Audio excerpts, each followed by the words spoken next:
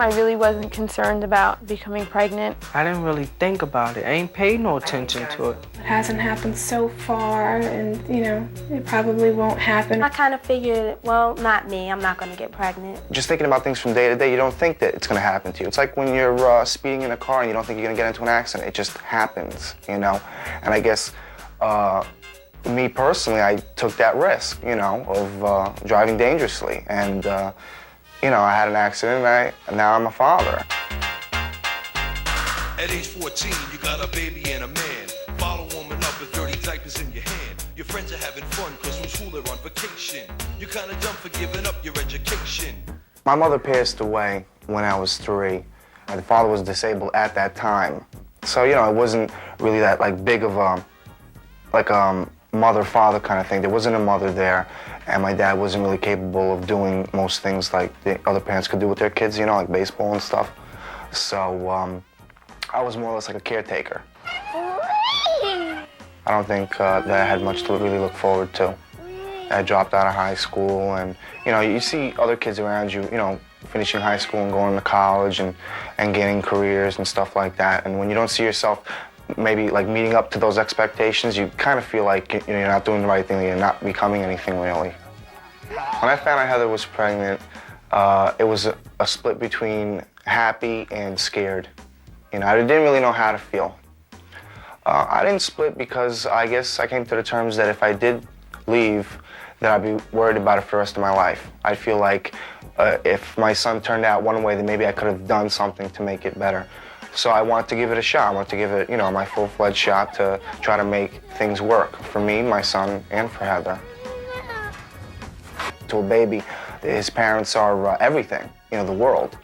And I think I wanted something that would always love me no matter what. I mean, at my house growing up, there wasn't that, you know.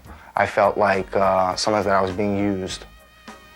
And, you know, with a child, you just want something that you did. You know, it's your creation, it's part of you, you know, and another person. And you get to mold it and sculpt it. And I think I wanted that little replica of me. Go back to the house.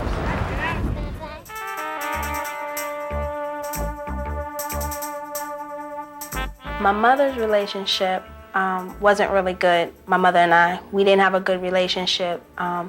It was a lot of verbal abuse. She didn't make me feel good about myself.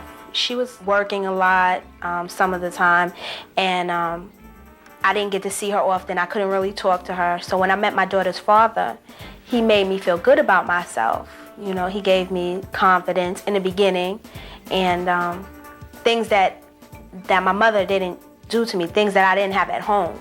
He made me feel, you know, really good about myself.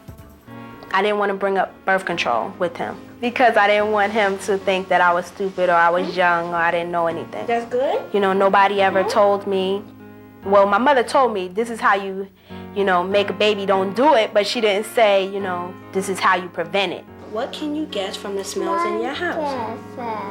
That's the flowers. My daughter was 1.5 years when we broke up. Right now I'm living with my mother. My daughter and we're at home, and I don't think that I could be out on my own because I don't have a steady job right now. I had a steady job, but I lost it because I had to get my diploma, my GED. I know I can hold my own household though, but I mean, as far as paying rent and bills and stuff like that, I don't have any income to do that.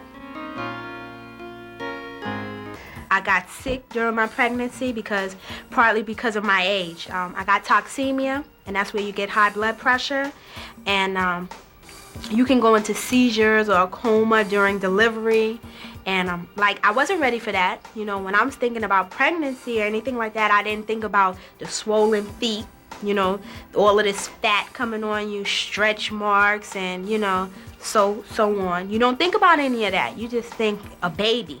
I thought I was going to be Betty Crocker. I thought I was going to do it. That was it. I was going to be the perfect mother. And I'm still struggling. Having him, that means I have to include him in everything. So sometimes I think about it before making moves. Like if I have to go here, I can't bring him with me because of this problem. Or if I'm going somewhere late, I can't take him because that's what time he goes to sleep.